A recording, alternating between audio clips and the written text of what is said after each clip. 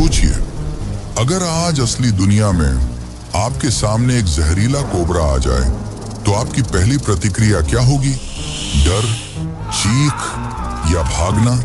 अगर कोई आपको श्मशान की राख या किसी जानवर की खाल पहनने को कहे तो शायद आप घृणा से मुंह फेर लेंगे। हम इंसान जिस दुनिया में जीते हैं वहां आभूषण का मतलब होता है सोना, चांदी, हीरे और मोती। हम वो पहनते हैं जो सुंदर दिखता है, जो हमारी दौलत दिखाता है। लेकिन जरा ब्रह्मांड के उस सबसे बड़े देवता देवाधिदेव महादेव की ओर देखिए। वो जो तीनों लोकों के स्वामी हैं, कुबेर जिनके सेवक हैं और जिनके एक इशारे पर सोने की लंका खड़ी हो सकती है। वो अपने शरीर पर क्या धारण करते हैं? गले में लिपटा हुआ मौत का प्रतीक सांप, शरीर पर मली हुई श्मशान की राख, बाघ की खाल और गले में नरमुंडों की माला। यह कोई साधारण बात नहीं है। क्या आपने कभी सोचा है कि शिव, जो सत्यम शिवम सुंदरम है, उन्होंने ऐसे भयानक और अजीबोगरीब प्रतीकों को अपना आभूषण क्यों बनाया? क्या यह सिर्फ एक वेशभूषा है या इसके पीछे कोई ऐसा गहरा राज छुपा है जो हमारी समझ से बाहर है? आज की इस वीडियो में हम शिव के हर उस आभूषण की डीएनए रिपोर्ट निकालेंगे जो आपने आज तक केवल तस्वीरों में देखी है। हम जानेंगे उस चंद्रमा की कहानी जो असल में एक मरता हुआ ग्रह था। आखिर क्यों शिव ने एक शापित और बीमार चंद्रमा को अपने सिर का ताज बनाया? क्या आप जानते हैं कि शिव की जटाओं में गंगा का होना सिर्फ एक पौराणिक कथा नहीं, बल्कि कॉस्मिक एनर्जी को कंट्रोल करने का एक ब्लूप्रिंट है? हम उस वासुकी नाग के दर्दनाक सच को भी जानेंगे, जिसे समुद्र मंथन में एक रस्सी की तरह इस्तेमाल किया गया। और सबसे बड़ा सवाल, वो रुद्राक्ष जिसे हम पवित्र मानकर पहनते हैं, क्या वो वाकई शिव के आंसू हैं? अगर हां, तो ऐसा क्या हुआ कि उनकी आंखों से आंसू गिरने की नौबत आ गई? डमरू की वो 14 आवाजें जिनसे दुनिया की सारी भाषाएं बनी, और वो त्रिशूल जो सूर्य की धूल से बना, इन सब का सच क्या है? ये वीडियो कोई साधारण कथा नहीं है। इस वीडियो में हम शिव के शरीर पर मौजूद हर एक चिन्ह, हर एक हथियार और हर एक आभूषण को डिकोड करेंगे।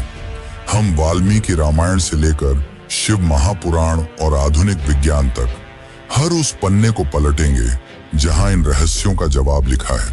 क्योंकि शिव के आभूषण नहीं है, वो इस ब्रह्मांड के नियम हैं। वो हमें बताते हैं कि मौत को गले लगाकर भी निडर कैसे बना जाता है। तो अपनी कुर्सियों की पेटी बांध लीजिए, क्योंकि हम एक ऐसी यात्रा पर निकल रहे हैं जहां विज्ञान खत्म होता है और शिव का रहस्य शुरू होता है। लेकिन उससे पहले अगर आपको वीडियो अच्छी लग रही है तो कमेंट में हर हर महादेव जरूर लिखें। शिव शंकराय शुद्धाय नीलकंठाय धीमहि भक्तवांछितदातारं नमः कैलाशवासिने।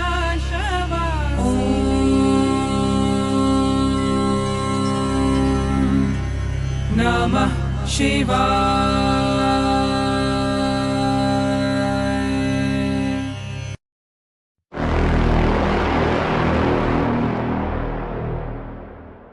संसार में सुंदरता का पहला पैमाना अक्सर केश यानी बाल होते हैं। हम और आप अपने बालों को संवारते हैं, उनमें तेल लगाते हैं, उन्हें सुलझाते हैं ताकि हम सुंदर दिखें। लेकिन शिव तो बैरागी हैं। उन्हें बाहरी सुंदरता से कोई मोह नहीं है। जब कोई योगी अपनी साधना में इतना लीन हो जाता है कि उसे अपने शरीर की सुध ही नहीं रहती, तब उसके बाल आपस में उलझकर हवा और धूल से मिलकर जटा का रूप ले लेते हैं। शिव की ये जटाएं कोई फैशन नहीं, बल्कि उनकी अखंड तपस्या का प्रमाण है। संस्कृत में शिव का एक नाम कपर्दी भी है, जिसका अर्थ है जटाओं को धारण करने वाला। लेकिन सवाल यह है कि आखिर शिव अपनी जटाओं को क्यों बढ़ाते हैं? क्या यह सिर्फ एक सन्यासी का रूप है या इसके पीछे कोई गहरा रहस्य छिपा है? प्राचीन ऋषियों और योग विज्ञान के अनुसार इंसान के बाल केवल मृत कोशिकाएं नहीं हैं, बल्कि वे शरीर की ऊर्जा को संरक्षित करने वाले एंटीना की तरह काम करते हैं। जब एक योगी ध्यान की गहरी अवस्था में होता है तो उसके मस्तिष्क में अपार ऊर्जा उत्पन्न होती है। जटाएं उस ऊर्जा को बाहर बिखरने से रोकती हैं और उसे शरीर के भीतर ही लॉक कर देती है। आप इसे एक ऊर्जा के बांध यानी एनर्जी डैम की तरह समझ सकते हैं। हिमालय की ठंडी हवाओं में जब शिव ध्यान करते हैं तो ये जटाएं ही उनका मुकुट बन जाती हैं। और यही वो मुकुट है जिसने इतिहास की सबसे बड़ी घटनाओं को संभाला है। सोचिए, अगर शिव की ये जटाएं इतनी विशाल और मजबूत ना होती तो क्या वो आकाश से गिरती हुई उन्मुक्त गंगा के वेग को रोक पाती? क्या वो एक मरते हुए शापित चंद्रमा को अपने अंदर छिपा पाती? शिव की जटाजूट का रहस्य यही है, यह नियंत्रण का प्रतीक है। तो चलिए अब जरा पास से देखते हैं शिव की इन जटाओं के भीतर छिपे उस सबसे बड़े रहस्य को जिसने धरती को विनाश से बचाया, गंगा का अवतरण।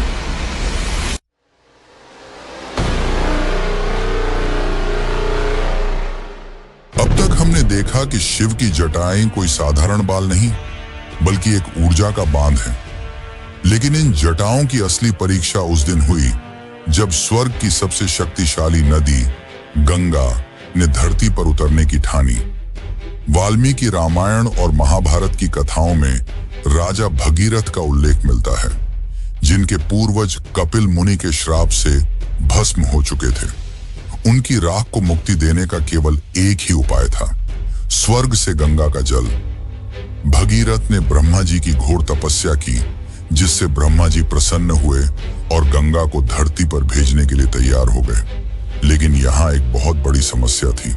गंगा का वेग, उनका प्रवाह इतना प्रचंड था कि अगर वे सीधे स्वर्ग से धरती पर गिरती तो पृथ्वी उनके भार से चकनाचूर होकर पाताल में समा जाती। ये एक प्रलय को निमंत्रण देने जैसा था। गंगा को अपने इस वेग पर बहुत अभिमान था। गंगा का यह अहंकार एक चुनौती था। धरती को बचाने के लिए किसी ऐसे की जरूरत थी जो इस असीम शक्ति को अपने ऊपर झेल सके, और पूरे ब्रह्मांड में वह क्षमता केवल महाकाल शिव के पास थी। भगीरथ की प्रार्थना पर शिव हिमालय की चोटी पर जाकर खड़े हो गए, शांत और स्थिर। उन्होंने अपनी जटाओं को फैला दिया और आकाश की ओर देखा। फिर वह क्षण आया जब आकाश गड़गड़ा उठा। गंगा एक भीषण गर्जना के साथ हजारों हाथियों के बल के समान वेग से स्वर्ग से नीचे गिरी। उनका इरादा शिव को बहा ले जाने का था, लेकिन जैसे ही वे शिव के सिर को छूने आईं, एक चमत्कार हुआ।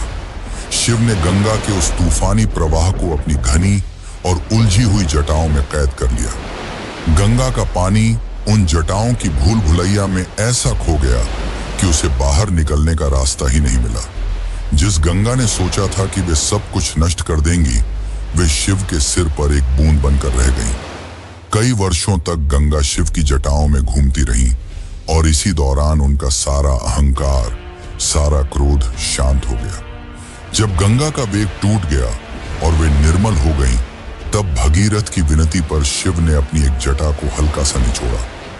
वहां से गंगा विनाशकारी बाण नहीं बल्कि जीवन देने वाली एक पतली धारा बनकर बिंदु सरोवर में गिरी और धरती पर बह निकली। शिव का गंगाधर रूप हमें एक बहुत गहरा सबक देता है। शक्ति चाहे कितनी भी बड़ी क्यों ना हो, अगर उस पर नियंत्रण नहीं है तो वह केवल विनाश लाती है। शिव की जटा वह फिल्टर है जो प्रचंड ऊर्जा को शांत करके उसे समाज के लिए उपयोगी बनाती है। और यही कारण है कि शिव के मस्तक पर गंगा केवल एक नदी नहीं बल्कि ज्ञान और पवित्रता का प्रतीक बनकर बहती है। लेकिन गंगा के साथ शिव ने चंद्रमा को भी अपनी जटाओं में स्थान दिया है। पर आखिर ऐसा क्यों? तो चलिए अब जानते हैं शिव के चंद्रशेखर बनने का असली रहस्य।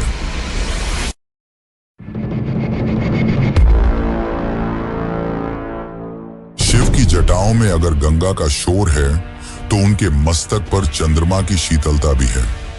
लेकिन क्या आप जानते हैं कि जिस चंद्रमा को हम सुंदरता का प्रतीक मानते हैं, शिव के मस्तक पर वह पूर्ण चंद्रमा नहीं बल्कि दूज का चांद यानी एक कटा हुआ अधूरा चंद्रमा है।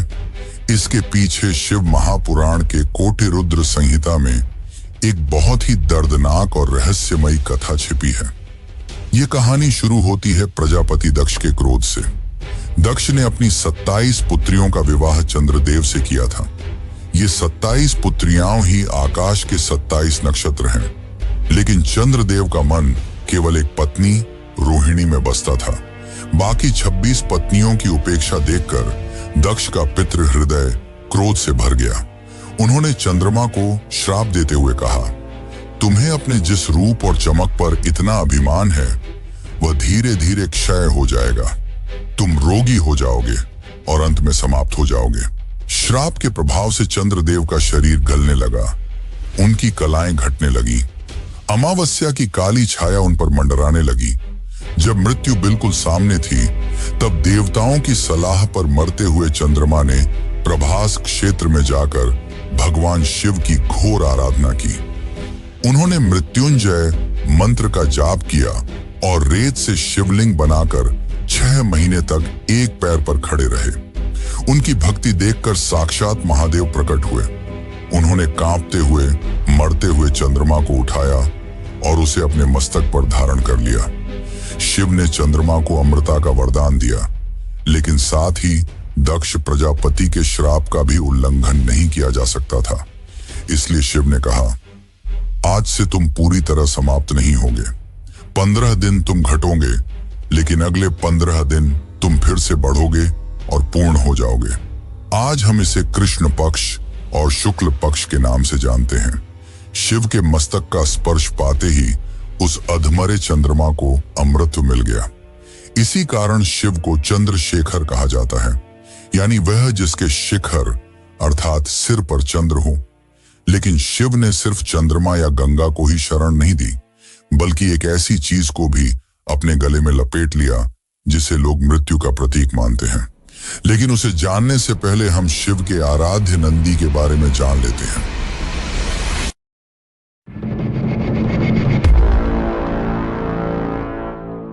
क्या आपने कभी गौर किया है कि दुनिया का कोई भी शिवालय हो, चाहे वह गांव का छोटा सा मंदिर हो या विशाल केदारनाथ, आप महादेव के दर्शन तब तक नहीं कर सकते जब तक आप नंदी से होकर ना गुजरें। गर्भगृह के ठीक सामने अपनी नजरें जमाए बैठा यह बैल केवल पत्थर की मूर्ति नहीं है।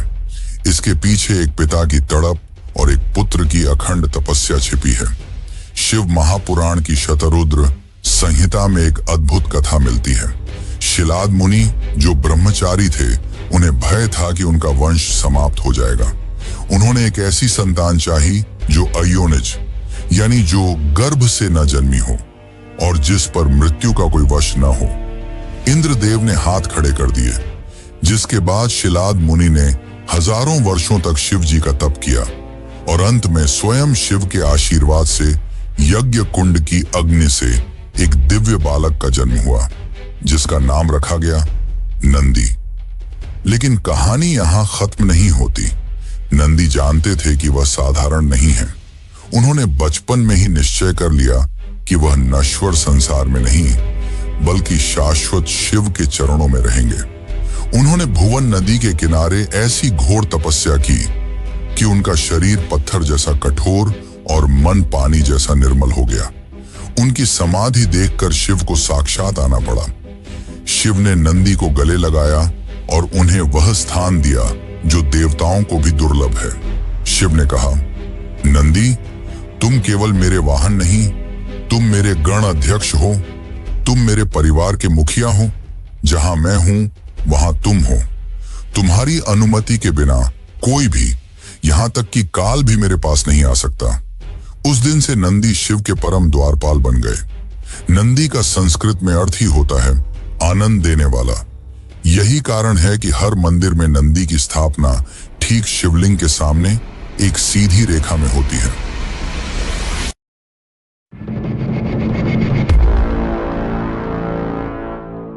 समुद्र मंथन इतिहास की वह घटना जहां देवता और दानव एक ही मकसद के लिए साथ आए थे, अमृत। हर कोई अमर होना चाहता था, हर कोई उस कलश को पाना चाहता था। लेकिन जैसे ही मंदराचल पर्वत घूमा और वासुकी नाक खींचे, समुद्र की गहराइयों से अमृत नहीं बल्कि दुनिया का सबसे विनाशकारी झर हलाहल बाहर आया। यह विष इतना भयानक था कि इसकी लपटों से ही देवता और दानव मूर्छित होने लगे। दिशाएं जलने लगी। न विष्णु न ब्रह्मा कोई भी उस विष की ताप को सहन कर सके। तब देवता और दानव भागते हुए शिव की शरण में पहुंचे और त्राहिमाम करने लगे।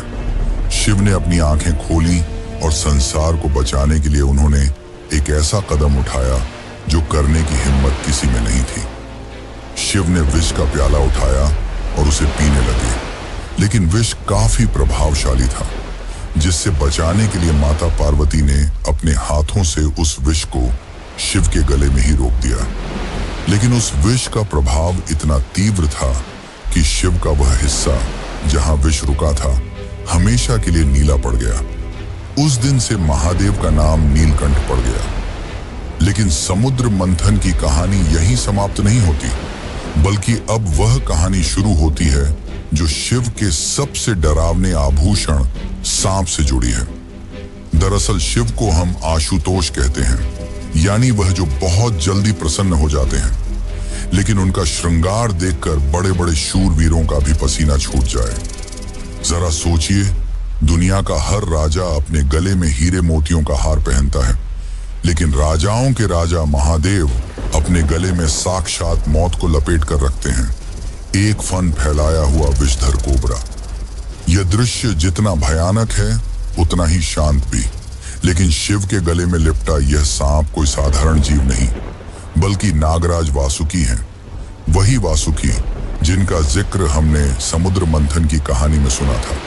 जब देवता और दानव अमृत पाने के लिए समुद्र को मथ रहे थे, तो मंदराचल पर्वत को मथानी और वासुकी नाग को रस्सी बनाया गया था।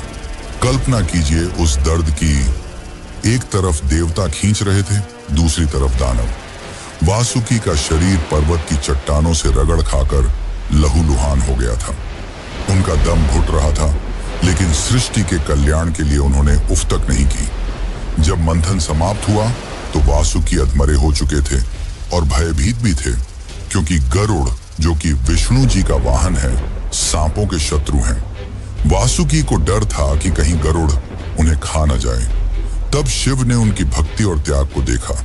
महादेव ने कहा, वासुकी, तुमने संसार के लिए विष और पीड़ा सही है। आज से तुम मेरे गले का आभूषण बनोगे। अब न तुम्हें गरुड़ का भय होगा और न ही ठंड का। वैज्ञानिक दृष्टि से देखें तो सांप एक शीत रक्त यानी कोल्ड ब्लडेड जीव है, जिसे गर्माहट की जरूरत होती है। वहीं शिव हमेशा ध्यान में रहते हैं, जिससे उनके शरीर में प्रचंड ऊर्जा और ताप यानी गर्माहट रहता है। इसलिए सांप शिव के शरीर से लिपटे रहकर शांति पाते हैं।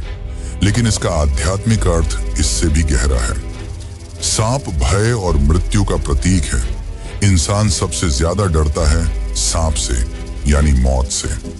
शिव उस सांप को आभूषण बनाकर यह संदेश देते हैं कि मैं काल और मृत्यु से परे हूं। उन्होंने मौत को अपने गले लगा रखा है, इसलिए वह मृत्युंजय है। योग विज्ञान में यह सांप हमारी रीढ़ की हड्डी में सोई हुई कुंडलिनी शक्ति को दर्शाता है।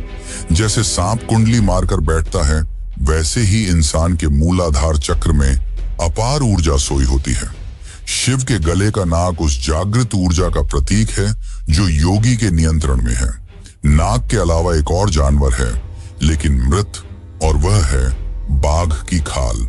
आखिर ऐसा क्या हुआ कि शिव को एक बाघ को मारकर उसकी खाल पहननी पड़ी? तो चलिए अब इस रहस्य को भी जान लेते हैं। लेकिन उससे पहले अगर आपको वीडियो अच्छी लग रही है तो इसे एक लाइक जरूर करें।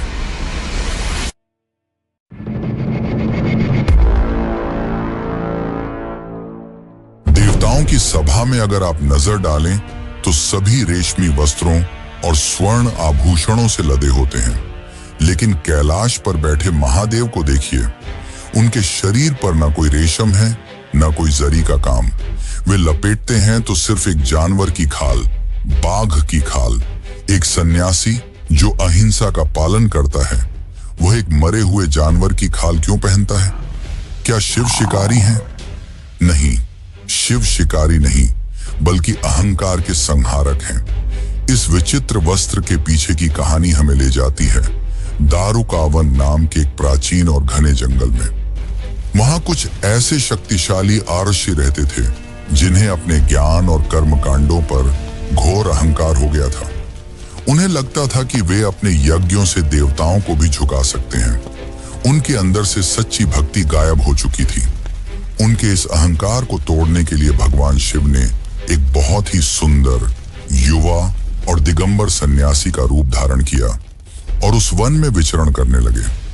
उनके इस अद्भुत और दिव्य तेज को देखकर ऋषियों की पत्नियां अपनी सुध बुध खो बैठीं और उनके पीछे चलने लगीं। जब ऋषियों ने यह देखा तो उनका ईर्ष्या और क्रोध 7वें आसमान पर पहुंच गया। उन्हें लगा कि यह कोई साधारण ढोंगी है जो उनकी तपस्या भंग करने आया है। क्रोध में अंधे होकर उन ऋषियों ने अपनी सारी तपस्या की शक्ति लगा दी और एक भयानक अभिचार यज्ञ यानी काला जादू जैसा यज्ञ शुरू किया। उस यज्ञ की विनाशकारी अग्नि से एक विशाल, मायावी और आदमखोर बाघ उत्पन्न हुआ। उसकी दहाड़ से पूरा दारुकावन थर्रा उठा। ऋषियों ने उस बाघ को आदेश दिया, जाओ और इस सन्यासी को चीर फाड़ कर खा जाओ। वह बाघ साक्षात मृत्यु बनकर शिव की ओर झपटा, लेकिन जो स्वयं महाकाल हो उसका काल क्या बिगाड़ सकता है। शिव विचलित नहीं हुए। जैसे ही उस खूंखार जानवर ने उन पर छलांग लगाई, शिव ने उसे हवा में ही पकड़ लिया। शिव ने किसी अस्त्र शस्त्र का प्रयोग नहीं किया, बल्कि अपने नाखूनों के एक ही वार से उस मायावी बाघ का अंत कर दिया। और फिर जो हुआ, उसने शिव के स्वरूप को हमेशा के लिए बदल दिया। शिव ने उस मृत बाघ की खाल को उतारा और उसे अपने वस्त्र के रूप में धारण कर लिया। यह केवल एक जीत नहीं थी, यह एक ब्रह्मांडीय संदेश था। बाघ प्रतीक है अदम्य शक्ति, हिंसा, अहंकार और इंसान के अंदर छिपी पाशविक प्रवृत्तियों का। शिव द्वारा उसकी खाल पहनना यह दर्शाता है कि एक सच्चा योगी वही है जिसने अपने अंदर के जानवर को मार दिया हो, जिसने अपने काम, क्रोध और अहंकार को जीतकर उसे अपने पैरों तले दबा लिया हो। शिव उस खाल पर बैठते हैं यह बताने के लिए कि वे प्रकृति की हर उग्र शक्ति के स्वामी हैं। लेकिन क्या आपको पता है कि प्रकृति और जगत के स्वामी भी कभी रोए थे? और यही हमें ले जाता है अगले आभूषण की ओर, जो है रुद्राक्ष।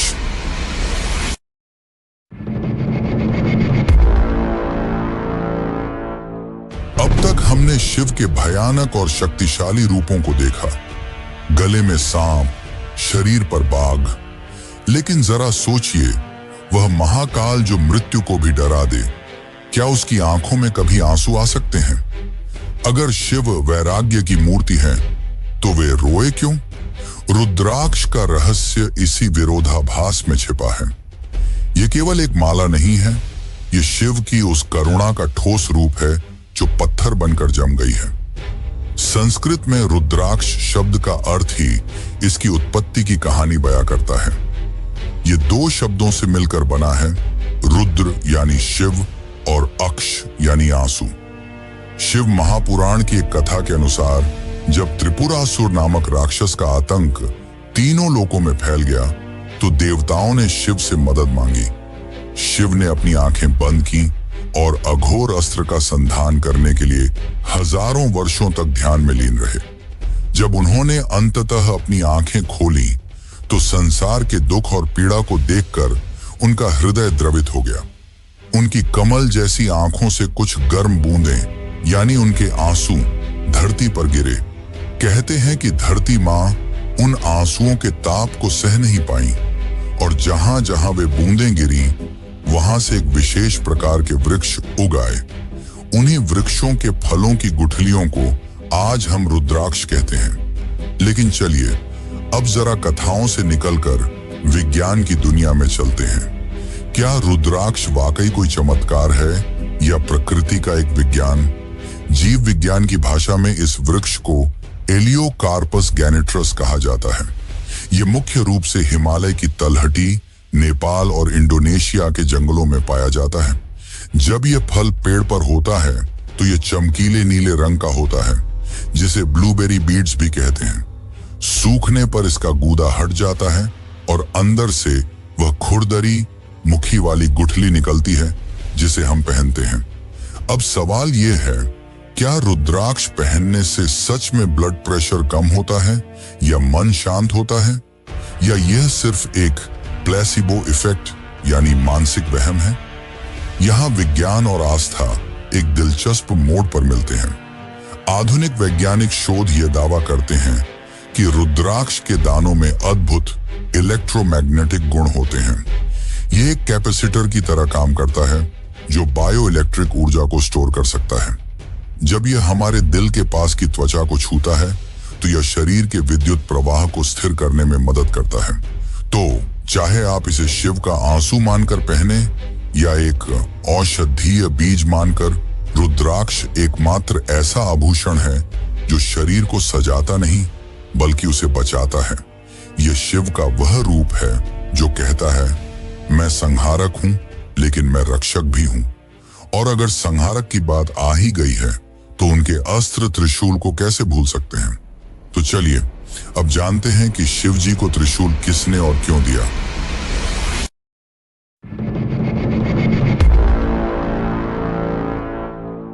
रुद्राक्ष शिव की करुणा है तो त्रिशूल उनका अधिकार और दंड है। देवी देवताओं के हाथों में आपने तलवार, गदा या धनुष देखे होंगे, लेकिन महादेव के हाथ में हमेशा एक ही हथियार होता है, त्रिशूल। यह कोई साधारण लोहे का टुकड़ा नहीं है। इसके निर्माण की कहानी ब्रह्मांड की सबसे बड़ी खगोलीय घटना से जुड़ी है। विष्णु पुराण और मार्कंडेय पुराण में एक बेहद रोचक प्रसंग आता है। देवशिल्पी विश्वकर्मा की पुत्री संध्या का विवाह सूर्यदेव से हुआ था, लेकिन सूर्य का तेज और ताप इतना प्रचंड था कि संध्या उसे सहन नहीं कर पा रही थी। वह जल रही थी। अपनी बेटी की पीड़ा देखकर विश्वकर्मा ने एक निर्णय लिया जो असंभव सा लगता था, सूर्य की चमक को कम करना। विश्वकर्मा ने सूर्य देव को अपने दिव्य यंत्र पर चढ़ाया और उन्हें तराशना शुरू किया। जैसे एक मूर्तिकार पत्थर को तराशता है, वैसे ही उन्होंने सूर्य के जलते हुए शरीर को छांटना शुरू किया।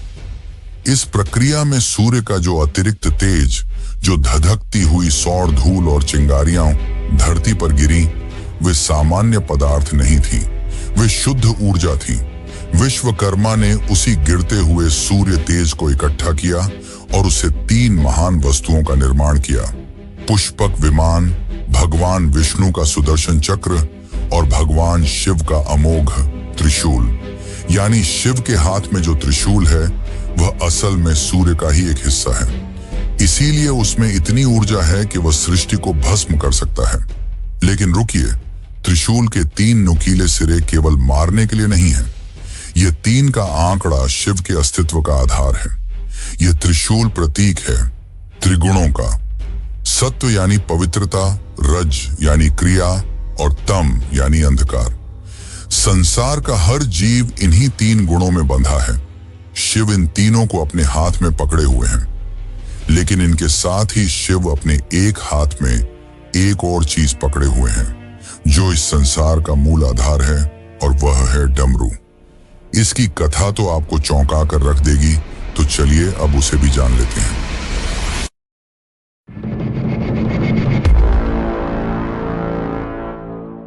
त्रिशूल अगर शक्ति और संहार का प्रतीक है, तो डमरू वह ध्वनि है जिससे इस ब्रह्मांड का जन्म हुआ। शिव के हाथों में डमरू केवल एक वाद्य यंत्र नहीं, बल्कि सृजन की पहली धड़कन है।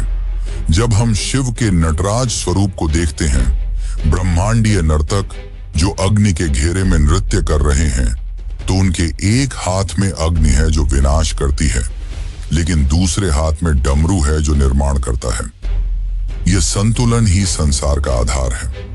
आधुनिक विज्ञान कहता है कि ब्रह्मांड की शुरुआत एक महाविस्फोट यानी बिग बैंग से हुई, लेकिन हमारे ऋषि मुनियों ने हजारों साल पहले ही कह दिया था, नाद ब्रह्म, यानी ब्रह्म और कुछ नहीं बल्कि एक ध्वनि है, और वह ध्वनि डमरू से निकली थी। इस छोटे से डमरू के भीतर संस्कृत भाषा और ज्ञान का पूरा विज्ञान छिपा है। एक बहुत प्रसिद्ध कथा है महर्षि पाणिनि की। जब वे व्याकरण की रचना कर रहे थे, तो उन्हें शब्दों को बांधने का कोई सूत्र नहीं मिल रहा था। तब उन्होंने शिव की घोर तपस्या की। प्रसन्न होकर शिव ने अपना डमरू उठाया और उसे 14 बार बजाया। डमरू की उन 14 ध्वनियों से अयून, रिलरिक, एओंग जैसे सूत्र निकले, जिन्हें महेश्वर सूत्र कहा जाता है।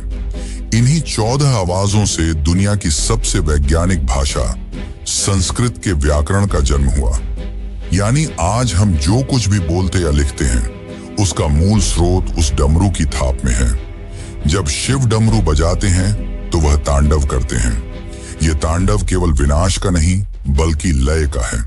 जैसे हमारे दिल की धड़कन एक रिदम में चलती है, वैसे ही ब्रह्मांड के अणुओं और परमाणुओं का कंपन भी डमरू की ताल पर हो रहा है। जब डमरू बजता है तो सृष्टि का विस्तार होता है, और जब वह रुकता है तो प्रलय होता है। डमरू की डम डम आवाज ही वह कॉस्मिक बीट है जिस पर पूरी गैलेक्सी नाच रही है। लेकिन मित्रों, जैसा कि मैंने शुरू में बताया था कि शिव जगत के स्वामी होते हुए भी भयावह आभूषण धारण करते हैं, जिसमें नाग और बाघ की खाल के बारे में तो हमने जान लिया, लेकिन अब जानते हैं अघोर और रौद्र रूप के बारे में। भस्म की सच्चाई, नरमुंडों की माला और तीसरी आंख।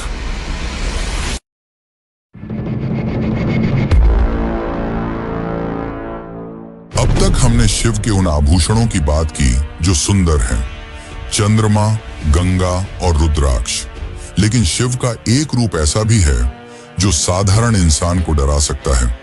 श्मशान की राख, गले में नरमुंडों की माला और माथे पर वह आंख जो अगर खुल जाए तो दुनिया जलकर खाक हो जाए। हम शिव के इस अघोर और रौद्र रूप से डरते हैं, लेकिन असल में ये डरावने प्रतीक जीवन जीने का सबसे बड़ा मैनुअल है। सबसे पहले बात करते हैं उस रहस्यमयी तीसरी आंख की। हम सबके पास 2 आंखें हैं जो बाहर की दुनिया देखती हैं, लेकिन शिव की तीसरी आंख भीतर देखती है। जब कामदेव ने शिव की समाधि भंग करने की कोशिश की तो शिव ने अपनी तीसरी आंख से उन्हें भस्म कर दिया। यह कहानी हमें बताती है कि तीसरी आंख विनाश की नहीं बल्कि विवेक और जागृति की है। जब इंसान के भीतर का ज्ञान जागता है तो काम, क्रोध और वासना झलकर राख हो जाते हैं। शिव की तीसरी आंख यही संदेश देती है, बाहर मत देखो, भीतर झांको। इसी तरह शिव अपने पूरे शरीर पर भस्म या विभूति रमाते हैं। राजा महाराजा इत्र और चंदन लगाते हैं, लेकिन महाकाल चिता की राख क्यों लगाते हैं? क्योंकि राख इस दुनिया का अंतिम सत्य है। चाहे लकड़ी हो, सोना हो या हमारा शरीर, अंत में सब जलकर राख ही बनना है। शिव उस राख को पहनकर हमें याद दिलाते हैं कि जिस शरीर और सुंदरता पर तुम्हें इतना घमंड है वह नश्वर है। भस्म वैराग्य का प्रतीक है। यह अहंकार के जलने के बाद बची हुई शुद्धता है। जब एक अघोरी भस्म लगाता है तो वह मौत को चुनौती नहीं देता बल्कि उसे स्वीकार कर लेता है। और फिर आती है वह मुंडमाला यानी नर मुंडों की माला। शिव के गले में लटकते ये सूखे हुए सिर किसके हैं? पुराणों में कहा गया है कि ये सिर सृष्टि के अलग अलग चक्रों और समय के अंत का प्रतीक है। मुंडमाला हमें बताती है कि जीवन और मृत्यु एक चक्र है जो चलता रहता है, जिसे हम अंत समझते हैं। शिव के लिए वह सिर्फ एक बदलाव है। हाथ में खप्पर रखना और श्मशान में बैठना यह दर्शाता है कि शिव ने घृणा और भय दोनों को जीत लिया है। और जैसा कि हमने पहले देखा, बाघ की खाल उस शक्ति का प्रतीक है जो वन और पशुता पर नियंत्रण रखती है। तो शिव के ये भयानक आभूषण, भस्म, कपाल और तीसरी आंख हमें डराने के लिए नहीं है। तो मित्रों, ये थे शिव के सारे आभूषणों का रहस्य। और अगर आपको ये वीडियो पसंद आई और इससे कुछ जानने और सीखने को मिला हो तो इस वीडियो को अपने मित्रों और रिश्तेदारों को भी जरूर शेयर करें। बाकी इस वीडियो को अंत तक देखने के लिए आपका धन्यवाद।